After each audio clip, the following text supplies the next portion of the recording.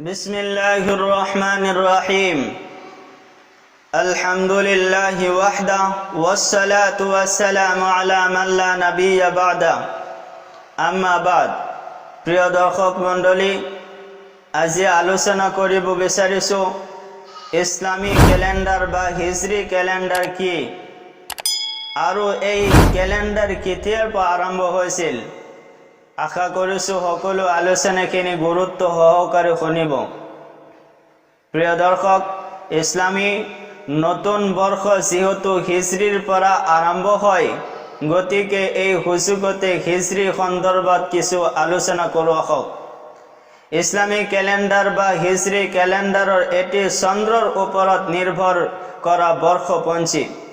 বিভিন্ন মুছলিম দেশসমূহ এই বৰ্ষপঞ্জী অনুসৰণ কৰে আৰু সমগ্ৰ বিশ্বৰ ইছলাম ধৰ্মাৱলম্বী লোকসকলে হিজৰিৰ অনুসৰণ কৰি ইছলাম ধৰ্মৰ বিভিন্ন পবিত্ৰ দিন আৰু উৎসৱসমূহ যেনে ৰোজা, হজ, ঈদ আদি উদযাপন কৰে। কিন্তু প্ৰশ্ন হয়, এই ইসলামিক ক্যালেন্ডাৰ কেতিয়াৰ পৰা আৰম্ভ হৈছে? আহকচোন ইয়াৰ বিষয়ে অলপ জানো। আল্লাহৰ ৰসুল সাল্লাল্লাহু আলাইহি ওয়াসাল্লাম যেতিয়া নেকি মক্কাত থাকি দিন ইছলামৰ দাৱাত দিছিল, মক্কাৰ কুৰাইশ সকলে এটা সময়ত আল্লাহৰ ৰসুলক বাধা প্ৰদান কৰিছিল। অথচ আল্লাহৰ ৰসুল সাল্লাল্লাহু আলাইহি ওয়াসাল্লামক বাহিৰত ওলাবলৈও নিষেধ কৰিছিল। মানুহক হুজুৰ সাল্লাল্লাহু আলাইহি ওয়াসাল্লামৰ লগত দেখা শুনা কৰিব দিয়া হোৱা নাছিল। এটা সময় এনেকুৱা আহি গ'ল, ইছলামৰ দাৱাত পहुঁচোৱাটো হুজুৰ সাল্লাল্লাহু আলাইহি ওয়াসাল্লামৰ কাৰণে মুশকিল হৈ গ'ল। আল্লাহ পাক ৰব্বুল ইজ্জতৰ তৰফৰ পৰা হুকুম আহিল, হে আল্লাহৰ ৰসুল, আপুনি নিজৰ জন্মস্থান এৰি ইছলাম প্ৰচাৰ কৰাৰ কাৰণে মদিনালৈ গুচি যাওক।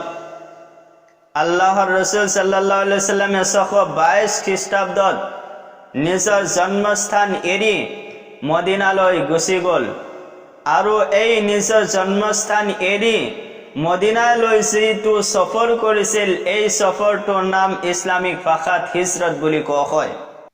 যেহেতু হুজুৰ সাল্লাল্লাহু আলাইহি ওয়াসাল্লামৰ মক্কাৰ পৰা মদিনালৈ হিজৰত কৰাৰ পিছত ইছলামৰ এটা বৈপ্লৱিক জিন্দগী আৰম্ভ হৈছিল, সেইবাবে সকলোৱে এই হিজৰতৰ ঘটনাটোক মনত ৰাখিব বিচাৰিছিল।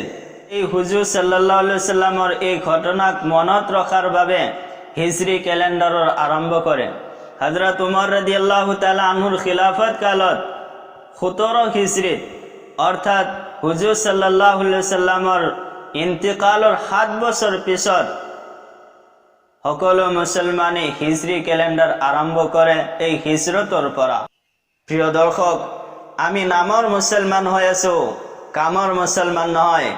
আমি সকলোৱে যদিও 5 ওয়াক্ত নামাজ নপঢ়ো, কিন্তু বহুতে আমি জুম্মাৰ নামাজ পঢ়ো ঠিকেই, কিন্তু জুম্মাৰ নামাজ কেতিয়াৰ পৰা আৰম্ভ হৈছিল, কেনেকৈ আৰম্ভ হৈছিল সেইটো আমি নাজানো।